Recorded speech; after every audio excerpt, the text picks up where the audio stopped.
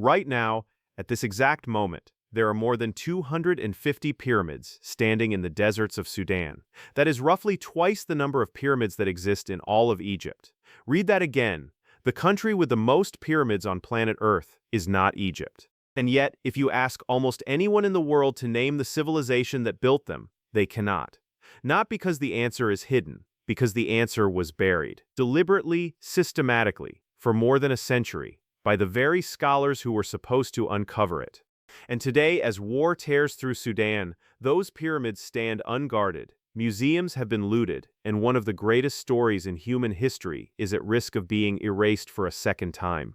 But here is the layer that almost no channel will tell you. Beneath those forgotten pyramids lies an empire that conquered Egypt and ruled it as pharaohs. An empire whose kings appear in the pages of the Bible.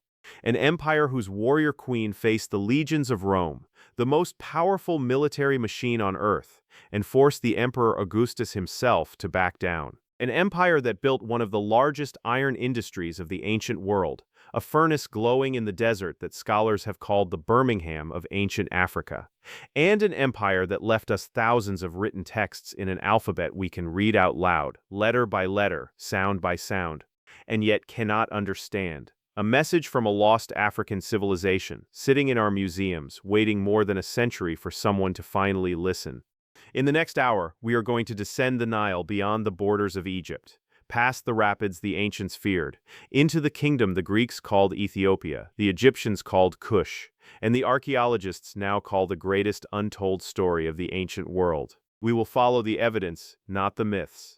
And by the end of this documentary, you will know exactly why this empire vanished from your history books, who erased it, and what a bronze head buried face down beneath a temple staircase reveals about the day Africa humiliated Rome. This is the story of the Kingdom of Kush. And it begins, strangely enough, with rain. Before we travel south along the Nile, I want to ask you for something simple. We are a small and humble independent channel built on months of research, verified sources, and a commitment to telling history seriously, without sensationalism and without hiding uncomfortable facts. We truly count on your kindness and your help to keep this project alive. If stories like this one matter to you, please subscribe to the channel, leave a like, share this documentary with someone who loves history, and tell us in the comments where you are watching from. Every single subscription genuinely changes what this channel can produce next. We are deeply grateful that you chose to spend this hour with us. Thank you sincerely for being here.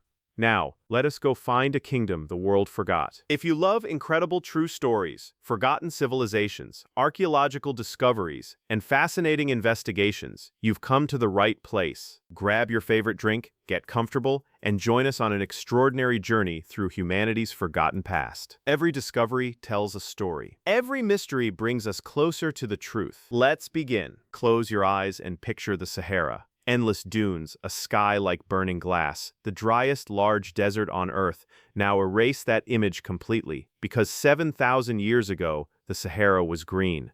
Scientists call it the African humid period, and the evidence for it is overwhelming. Sediment cores pulled from the bottom of ancient lake beds, pollen from grasses and acacia trees trapped in layers of mud. Rock paintings deep in the Sahara showing swimmers, crocodiles, hippos, and vast herds of cattle in places where today nothing survives. Between roughly 10,000 and 5,000 years before the present, monsoon rains reached deep into North Africa, and the desert we know today was a savanna of lakes, rivers, and grasslands teeming with life and with people. Archaeologists working at a site called Napta Playa west of the Nile found something remarkable from this green world. Villages with planned layouts, deep wells engineered to hold water all year long, and a circle of standing stones aligned with the sky, erected centuries before Stonehenge. The people of the Green Sahara were not wandering survivors. They were organized, they were ambitious, and above all, they were cattle people. Cattle were wealth, food, religion, and identity, a pattern that still echoes across parts of Africa today. And then, the rain stopped. Slowly, over centuries, the monsoons retreated south, the lakes shrank into salt flats, the grasslands turned to dust, and the peoples of the Green Sahara faced the oldest choice in human history: move or die. They moved. They converged. generation after generation on the one ribbon of permanent water that cuts through northeastern Africa, the Nile. This slow-motion climate catastrophe did not just create refugees. It created a pressure cooker of cultures, herds, technologies, and ideas, all concentrated along a single river valley. Egypt was one result of that convergence. But Egypt was not the only one. South of Egypt, beyond the first cataract of the Nile, another civilization was being born from the same green Sahara inheritance. The Egyptians would come to call its land Tasseti, the land of the bow, because its archers were the most feared in the known world. History would come to call it Nubia, and its greatest kingdom would be called Kush. To understand Kush, you must understand its river, because the Nubian Nile is nothing like the Egyptian Nile. In Egypt, the river glides through wide, generous floodplains, perfect for easy agriculture and easy navigation. In Nubia, the Nile fights. 6 times between modern Khartoum and Aswan, the river crashes through fields of granite boulders and rapids that boats cannot pass. These are the famous 6 cataracts, and they are the secret architects of Nubian history. Every invasion, every trade route, every border for 5,000 years was dictated by those rocks. The cataracts made Nubia hard to conquer and impossible to ignore, because whoever controlled them controlled the flow of Africa's wealth to the Mediterranean world. Gold from the eastern deserts, ivory, ebony, incense, exotic animals, and skilled archers moving north. Grain, linen, bronze, and manufactured goods moving south. Nubia was not the edge of the ancient world. Nubia was the hinge of it, the only inhabited corridor connecting sub-Saharan Africa to the Mediterranean. Remember that word, corridor, because at the end of this video, modern genetics is going to give it a meaning that the 19th century could never have imagined. By around 3,800 years before Christ, a culture archaeologists call the A group was flourishing in Lower Nubia, trading with the first Egyptian kingdoms, burying its leaders with gold and fine pottery. For a moment, it looked as if 2 sister civilizations might rise side by side. Instead, Egypt unified first, grew strong first, and crushed its southern neighbor. The A group vanished from the archaeological record around 2,900 years before Christ, most likely under Egyptian military pressure. It was the first act of a rivalry that would last 3,000 years. But the people did not vanish. They regrouped further south, beyond the Third Cataract, out of Egypt's easy reach, and there, in a fertile basin of the Nile, they began building something Egypt could not crush. They began building a city. Its name was Kerma, and it is, by the current archaeological consensus, the first true urban state in African history outside Egypt. Not a village, not a chiefdom, a city with a walled center, planned streets, palaces, workshops, ports, and a religious monument so massive that it still dominates the landscape today, nearly 4,000 years later. That monument is called the Western Difufa, a solid tower of mud brick, originally rising around 18 meters high, the height of a 6-story building, built entirely without stone. Millions of bricks, raised by a people who, according to the history books of the 20th century, were not supposed to exist. Kerma emerged around 2,500 years before Christ and dominated the Middle Nile for 1,000 years. At its height, the kingdom the Egyptians called Kush controlled the river valley from the first cataract to the fourth, a territory comparable in scale to Egypt itself. Its craftsmen produced luminous blue-glazed ceramics and delicate tulip-shaped vessels of red and black polish so fine that archaeologists still describe them as some of the most beautiful pottery of the ancient world. Its wealth came from cattle, from ivory, from ebony, and above all, from gold. The eastern deserts of Nubia held some of the richest gold deposits of antiquity. In fact, one of the proposed origins of the very name Nubia is the ancient Egyptian word for gold. Excavations at Fourth Cataract sites like Hosh el-Guruf have uncovered fields of massive grinding stones, each weighing hundreds of kilograms, used to crush gold-bearing ore, and dated not to the Egyptian occupation but earlier, to the early kingdom of Kush itself. The gold that dazzled the pharaohs was not simply taken from Nubia. It was produced by Nubians, mined, crushed, and traded by an African state that understood exactly what it possessed. And Egypt understood it too. Egyptian texts from this era drip with anxiety. They call Kush vile. They call it wretched, Pharaohs built a chain of colossal mud brick fortresses at the Second Cataract, at places like Buhen, with walls up to 5 meters thick, ramparts, ditches, and arrow slits. For generations, textbooks presented these fortresses as symbols of effortless Egyptian domination. But look closer, as modern archaeologists have, and the fortresses tell the opposite story. You do not build the largest fortification system of the Bronze Age to defend against people you dominate effortlessly. You build it because you are afraid. The walls of Buin are not monuments to Egyptian supremacy. They are a 5-meter-thick confession of Egyptian fear. And that fear was justified. When Egypt collapsed into chaos during its second intermediate period, around 1,650 years before Christ, the kings of Kerma did something the official version of history never mentions. They went on the offensive. They allied with the Hyksos invaders in the north, raided deep into Egyptian territory, and stripped Egyptian fortresses and towns of their treasures. Archaeologists digging at Kerma have found Egyptian statues, carved stone monuments, and precious objects looted from Egypt and carried south as trophies. For a brief, extraordinary moment, the king of Kush was arguably the most powerful ruler on the Nile. Egyptian records even preserve the nightmare of a pharaoh named Kamosi, who complained bitterly that he sat squeezed between an Asiatic in the north and a Nubian in the south, each holding a slice of Egypt. The rulers of Kerma were buried in a way that reveals both their power and the more unsettling side of their world. Beneath enormous circular burial mounds up to 90 meters across, kings were laid on gilded beds surrounded by gold, ivory inlays, sacrificed cattle, and sacrificed people. In the largest royal tumuli, archaeologists have found the remains of hundreds of individuals, courtiers, servants, perhaps family members, interred during the royal funeral. It is a practice that disturbs us, and it should. This documentary is not here to romanticize Kush, but to show it as it was, a powerful, sophisticated, and sometimes brutal Bronze Age state, exactly like its rivals in Egypt and Mesopotamia. Real history does not need a filter. So why did none of us learn any of this in school? Here the story turns uncomfortable, because the villain is not an ancient king. It is modern archaeology itself. When the American archaeologist George Reisner excavated Kerma in the early 20th century, he stood before the Defufa, before the royal tombs, before the evidence of a mighty African kingdom, and concluded that it must have been an Egyptian trading colony, ruled by Egyptian governors. In his intellectual world, shaped by the racial theories of that era, an indigenous African civilization of this scale was simply not a permitted conclusion. The evidence was staring at him. The paradigm would not let him see it. It took decades and the patient work of the Swiss archaeologist Charles Bonnet, who has excavated at Kerma every year since 1970, to overturn that verdict. Bonnet summarized the entire tragedy in a single sentence. Western archaeologists were trying to find Egypt in Sudan instead of finding Sudan in Sudan. Keep that sentence in mind, because this exact mistake, the refusal to let Africa speak for itself, is going to repeat again and again in this story. And it is the reason a certain writing system remains untranslated to this day.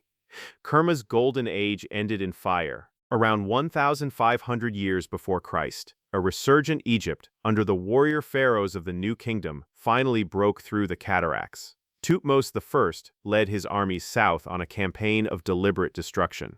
At Duki Gel, on the outskirts of Kerma, excavations have revealed a ceremonial city burned and razed in this era, its monuments shattered. One Egyptian inscription boasts that the pharaoh sailed home with the body of a Nubian chief hanging upside down from the prow of his royal ship.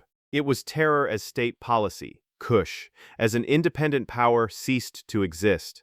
For the next 4 centuries, Nubia lived under Egyptian occupation. Temples to Egyptian gods rose over Nubian soil. Nubian princes were taken north, raised at the pharaoh's court, and sent back as loyal administrators. Egyptian became the language of power, Amun became the god of kings, and the pharaohs extracted staggering quantities of Nubian gold, the gold that financed Egypt's golden age, the gold that made possible treasures like the Mask of Tutankhamun, colonization, assimilation, extraction. It is a pattern the modern world knows very well, and if the story ended here, Kush would be just another victim of empire. But the story does not end here, because something strange happened during those 400 years of occupation. The Nubians did not merely absorb Egyptian religion, They made it their own, so deeply, so sincerely, that when Egypt itself began to rot from within, the Nubians came to believe that they, not the Egyptians, were the true guardians of the gods of the Nile. Hold on to that idea. It is about to turn the entire ancient world upside down. Around 1070 years before Christ, the Egyptian New Kingdom collapsed.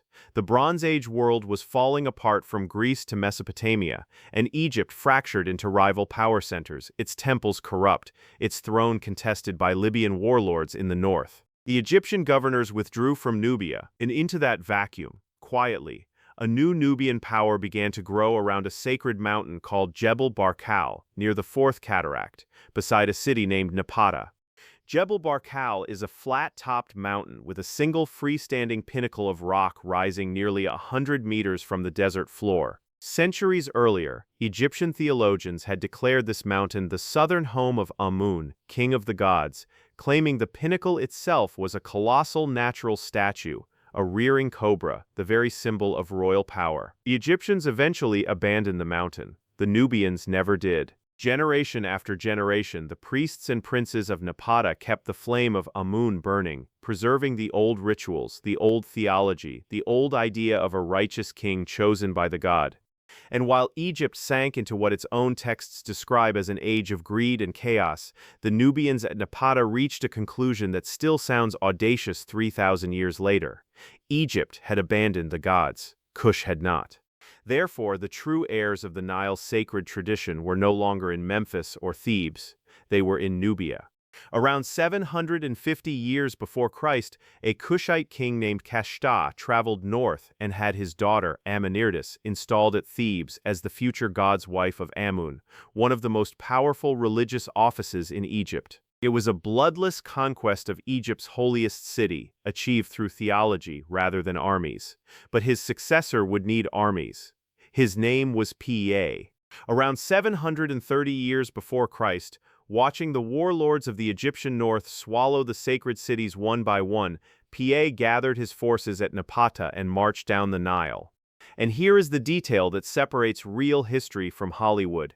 Pa did not see himself as a foreign invader. He saw himself as a restorer, a purifier, a king sent by Amun to save Egypt from the Egyptians. His great victory inscription, one of the most extraordinary royal texts to survive from the ancient world, records him ordering his soldiers to purify themselves in the river before battle, because they fought a holy war. It records him accepting the surrender of terrified northern princes and then refusing to meet most of them face to face, because, in his eyes, they were unclean. Read that carefully. An African king from Sudan, refusing the company of Egyptian princes on the grounds that they had failed the gods of Egypt. Every assumption the 19th century made about this continent dies in that single scene. City after city fell or surrendered. Hermopolis, Memphis, taken by storm from the river. By the end of the campaign, Pa ruled an empire stretching from the heart of Africa to the shores of the Mediterranean, one of the largest empires on earth at that moment. And then he did something almost no conqueror in history has ever done. He went home. He loaded his ships with tribute, sailed back to Napata, and never returned to Egypt, leaving loyal princes and the priesthood of Amun to govern in his name. For Pa, Egypt was not a prize to enjoy, it was a duty fulfilled. His successors, Shabaka, Shabitku, Taharka, and Tanwetamani, would rule Egypt directly as its 25th dynasty. The rulers' history now calls the Black Pharaohs, although they simply called themselves what they were, kings of Kush and Egypt. For nearly a century, the two lands of the Nile were united under Nubian rule, in an empire greater than anything Egypt alone had commanded in centuries. And far from destroying Egyptian culture, the Kushite pharaohs launched a renaissance. They restored crumbling temples from the delta to Nubia. They revived pyramid burial, a practice Egypt itself had abandoned 800 years earlier. They copied and preserved ancient religious texts with such devotion that some Egyptian theology survives today only because Nubian kings ordered it carved in stone. The supposed barbarians of the south turned out to be the most conservative guardians Egyptian civilization ever had. The greatest of them was Taharka. Crowned around 690 years before Christ, he presided over a golden age of building and prosperity, raising monuments from Palestine's borderlands to the heart of Sudan, including a colossal colonnade that still stands at Karnak. And Taharka carries a distinction that will matter enormously to many of you watching. He appears in the Bible. In the second book of Kings, chapter 19, and again in Isaiah, chapter 37, Scripture records that Tirhakah, king of Kush, marched out against the Assyrian king Sennacherib during the crisis that threatened to destroy Jerusalem in the days of King Hezekiah. Think about what that means. At one of the most dramatic moments of the Old Testament, when Jerusalem stood on the edge of annihilation, the army that moved against the Assyrian superpower came from Sudan. Scholars still debate the military details, but the biblical text preserves the geopolitical reality of the age. Kush was one of the great powers of the earth, important enough to stand between Assyria and its prey. If this documentary has already shown you a side of history you were never taught, this is the perfect moment to subscribe and turn on notifications, because the second half of this story, the Iron City, the warrior queens, and the undeciphered language, goes even deeper than the first. Your subscription costs nothing, and for a small independent channel like this one, it means everything. But empires attract predators, and the predator of the 7th century before Christ was Assyria, the most ruthlessly efficient war machine the world had yet produced, an army of iron weapons, siege engines, and calculated terror. Egypt's wealth was irresistible, and the collision was inevitable. Taharka fought the Assyrians for decades, winning respites, losing Memphis, retaking it, losing it again. His successor Tanwatamani reclaimed Egypt one final time, and then, around 663 years before Christ, the Assyrians answered with an atrocity that shook the ancient world.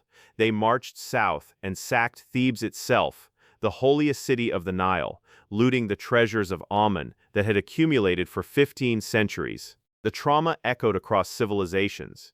Decades later, the prophet Nahum still invoked the fall of Thebes as the ultimate warning of divine judgment.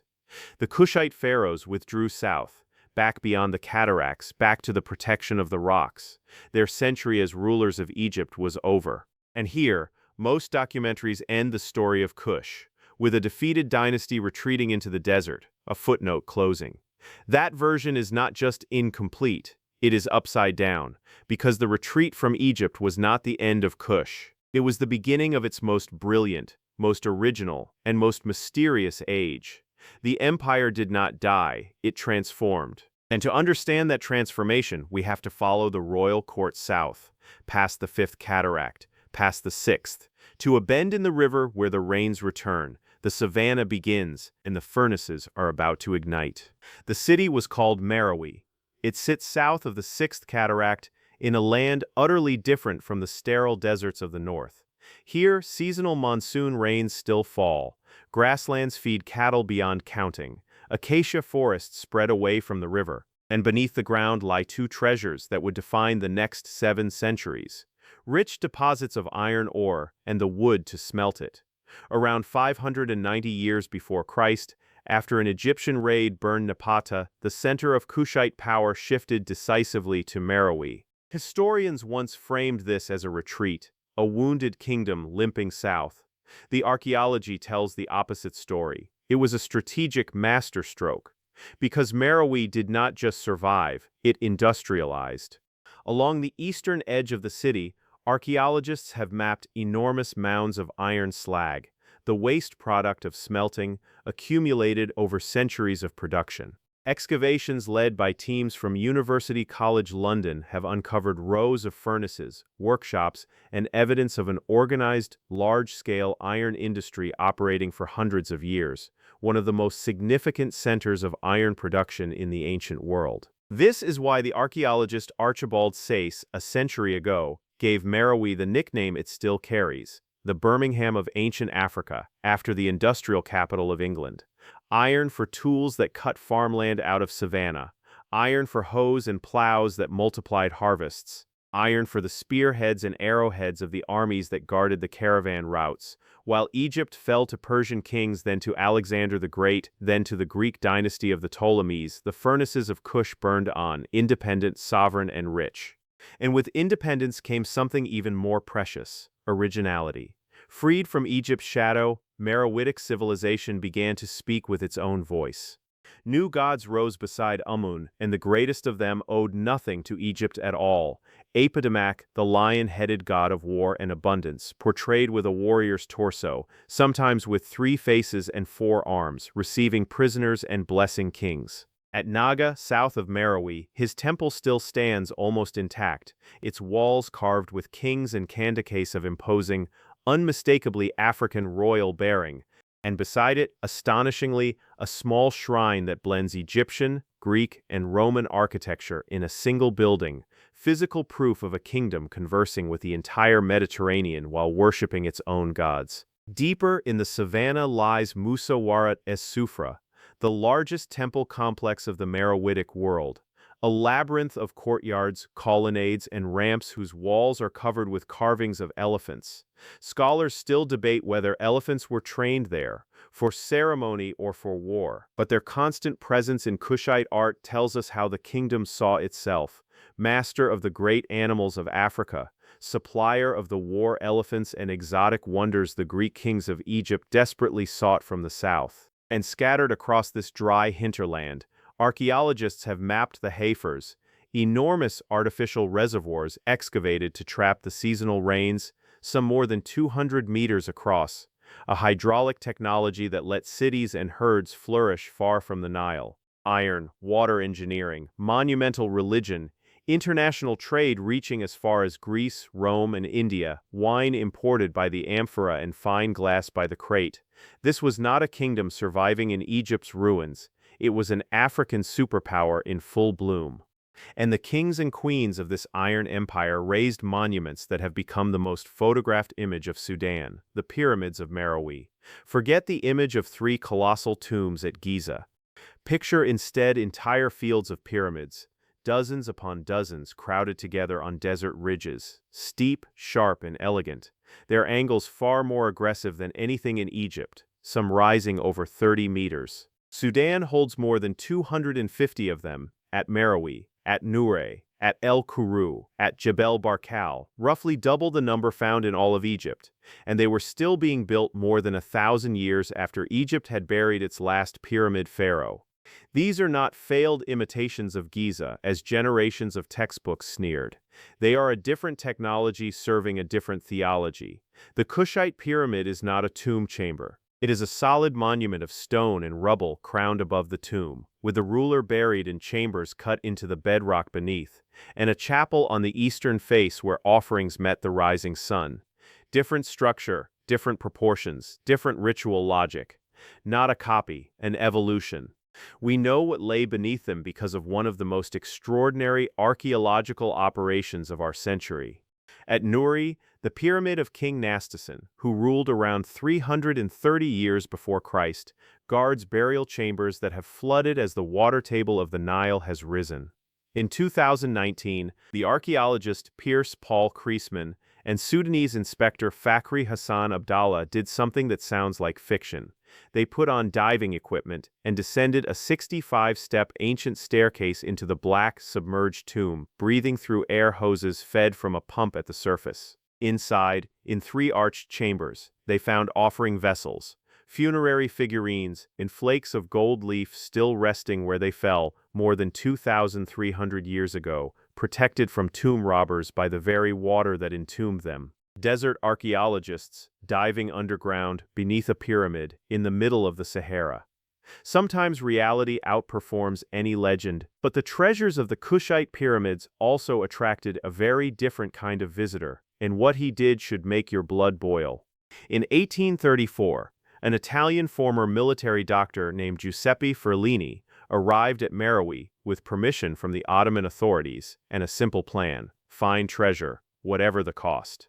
His men attacked the royal pyramids, and at the pyramid of one of Kush's greatest queens, Amanirenas, he struck gold, literally, an astonishing hoard of gold armlets, shield rings, amulets, and jewelry of breathtaking craftsmanship. And in his hunt for more, Ferlini demolished the pyramids themselves. Contemporary accounts and the scarred monuments suggest he damaged or decapitated dozens of them. Stand today before the pyramids of Meroe, and you will see entire rows with their tops sheared off, like broken teeth against the sky.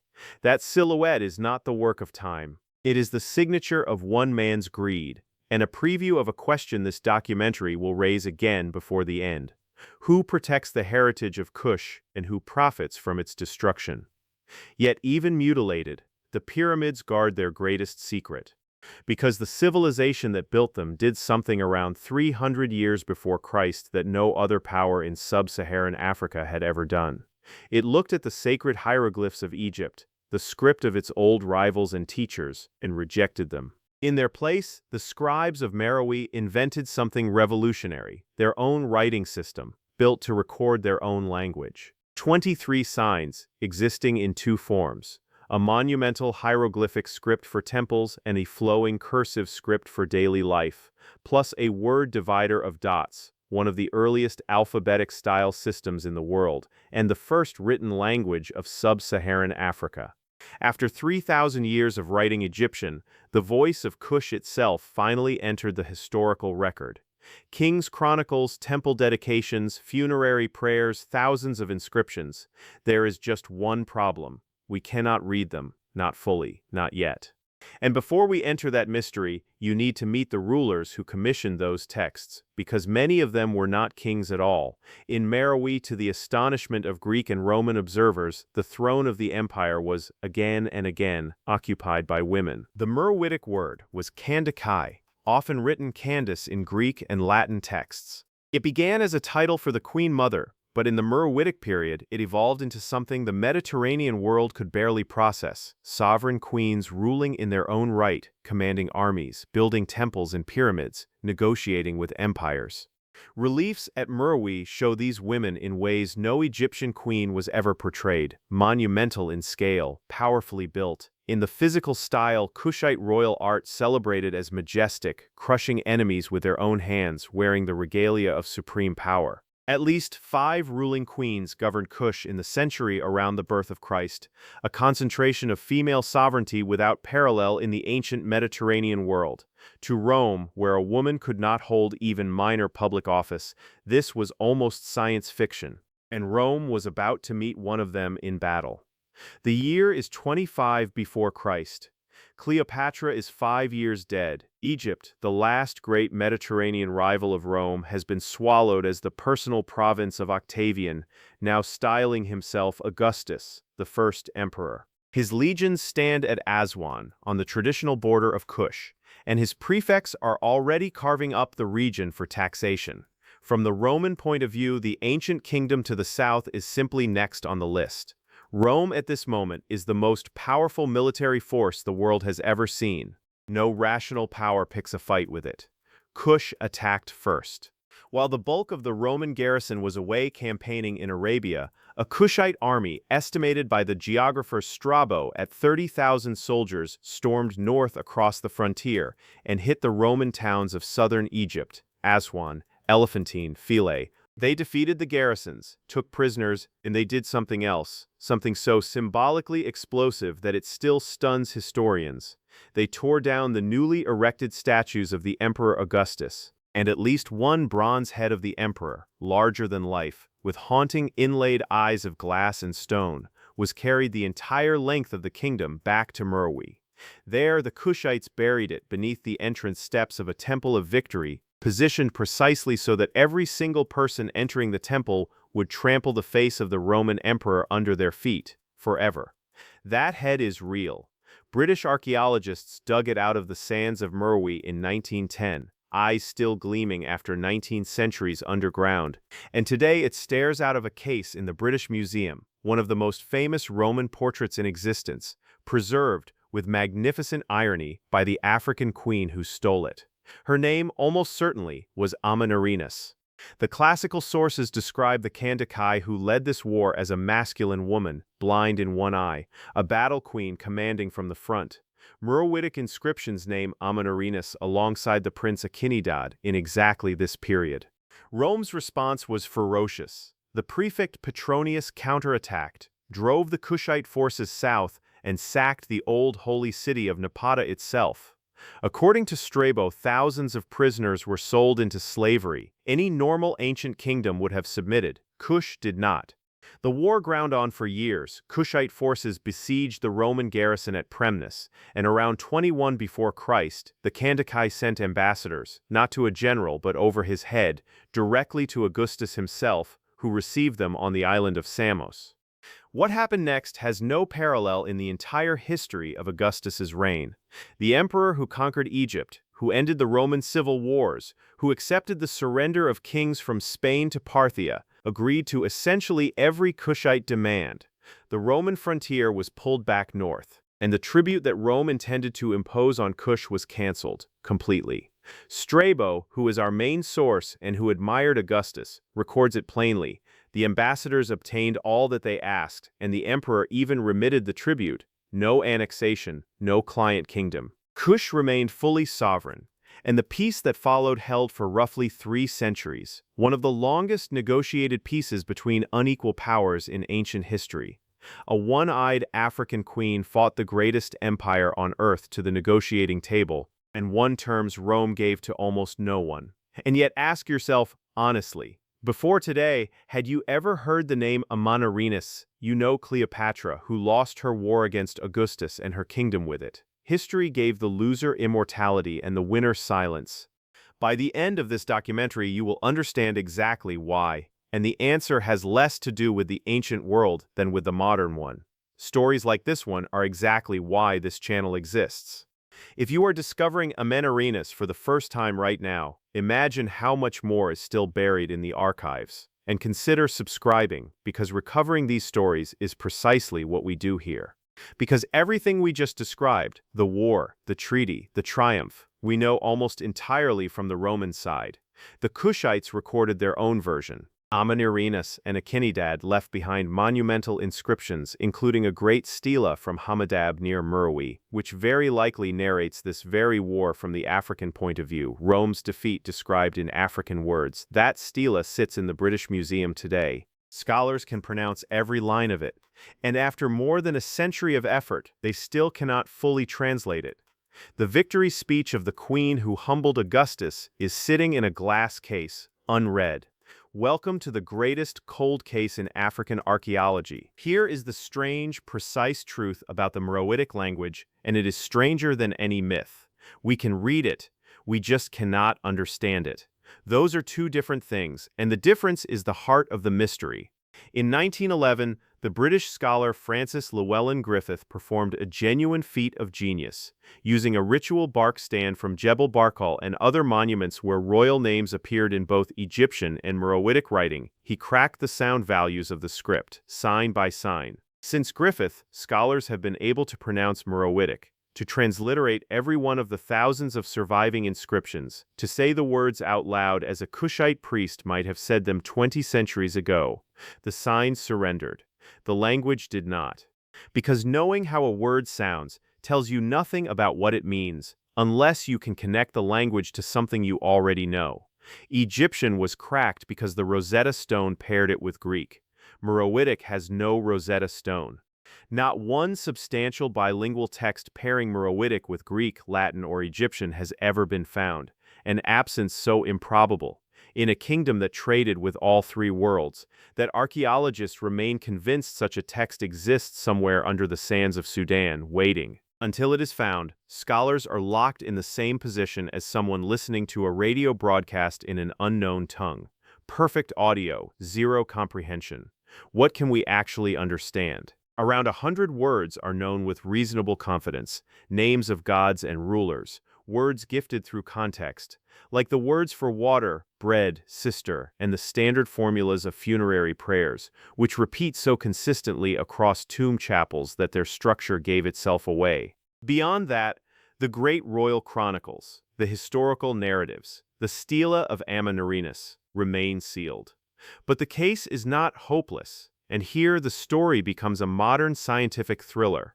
The French linguist Claude Rie, director of the archaeological mission at Seti Inga in Sudan, spent decades attacking the problem from a direction the 20th century largely ignored, Africa itself. Reisner's generation assumed Meroitic must be related to Egyptian. It is not. Rie demonstrated, in work now broadly accepted, that Meroitic belongs to a family he named Northern East Sudanic, a branch of the vast Nilo-Saharan group, making it a relative of the Nubian languages still spoken along the Nile today and of languages spoken in Eritrea, in Darfur, in the Nuba Mountains. Sit with that for a moment. The key to the royal language of ancient Kush was never in Cairo or in Rome. It survives, transformed by 2,000 years, in the mouths of living African communities. Once again, they were looking for Egypt in Sudan, when they should have been listening to Sudan itself. Progress is real. Reconstructing the ancestor of the Nubian and Nara languages, Re and his colleagues have recovered new Meroitic word meanings, and every excavation season adds inscriptions. At Sedinga alone, archaeologists have unearthed one of the largest troves of Meroitic funerary texts ever found. Researchers have even begun testing artificial intelligence and computational decipherment methods on the corpus, the same family of techniques used on other lost languages. But the corpus remains small, the texts formulaic, and the verdict, for now, unchanged. An entire library of African history, written by Africans about Africa, sits in our museums untranslated. Somewhere in those lines may be the Kushite account of the war against Rome, the theology of the lion god epidemic, the true titles of the Kandakas. The silence of the stones is not permanent. It is a door, waiting for a key that could surface in any excavation season. When it opens, and most specialists say when, not if, an unread millennium of African history will speak for the first time. And the people who wrote those words? For 2 centuries, European race science tried to force the Kushites into crude categories, arguing endlessly about whether they were truly African, as if the pyramids required an external explanation.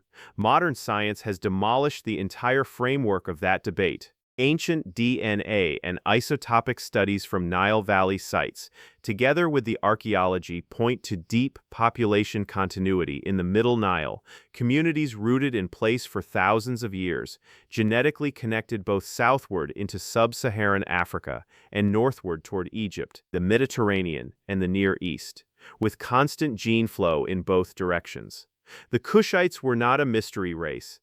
They were exactly what their geography made them. The great bridge people of the ancient world, the living link between tropical Africa and the Mediterranean, indigenous Africans whose veins carried the map of every caravan route their kingdom controlled.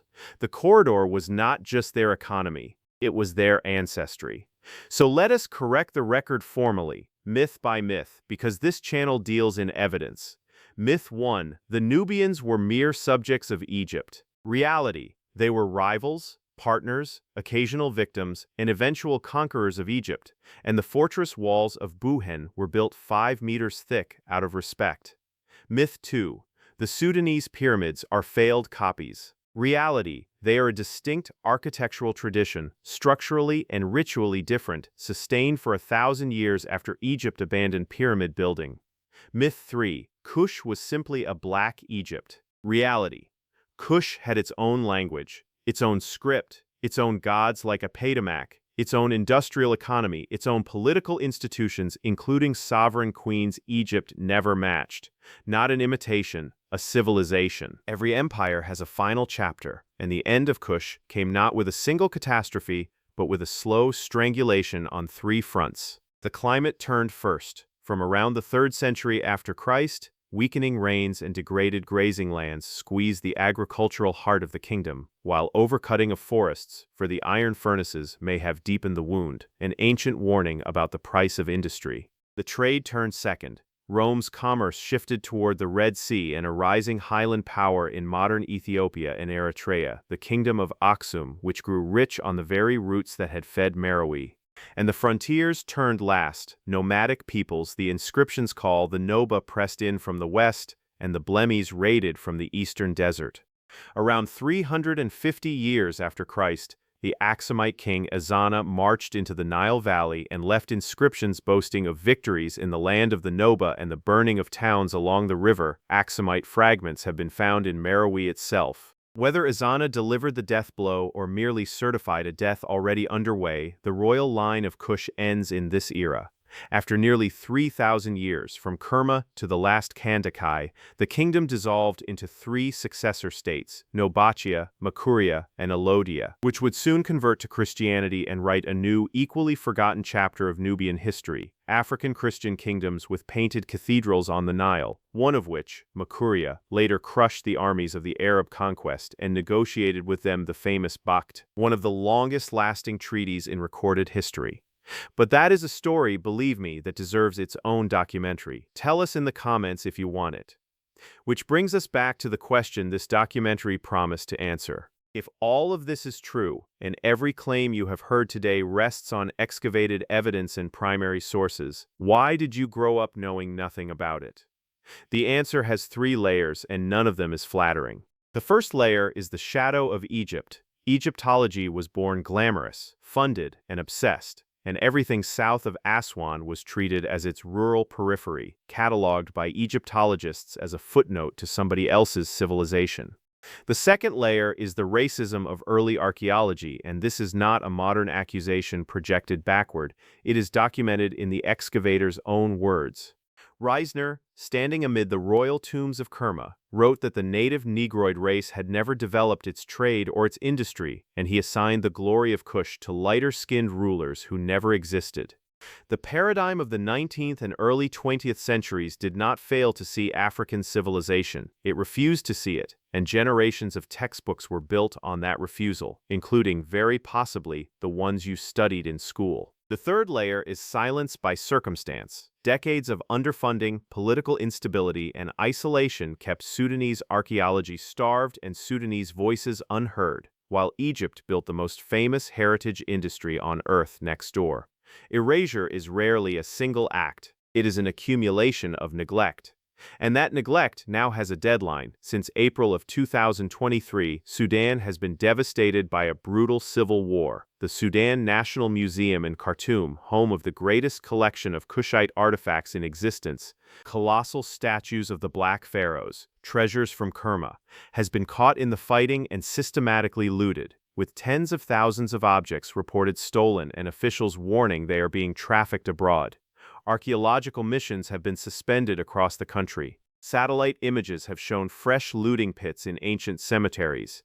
Even before the war, the waters of new dams on the Nile had already drowned entire archaeological landscapes at the Fourth Cataract, surveyed in a desperate rescue campaign or lost forever. The pyramids of Meroe, a UNESCO World Heritage Site, still stand guard in the desert, scarred by Ferlini, weathered by sandstorms, and now shadowed by war. A civilization that survived Egyptian conquest, Assyrian iron, and Roman legions is today more threatened than at any moment in its history, not by an empire, but by our indifference.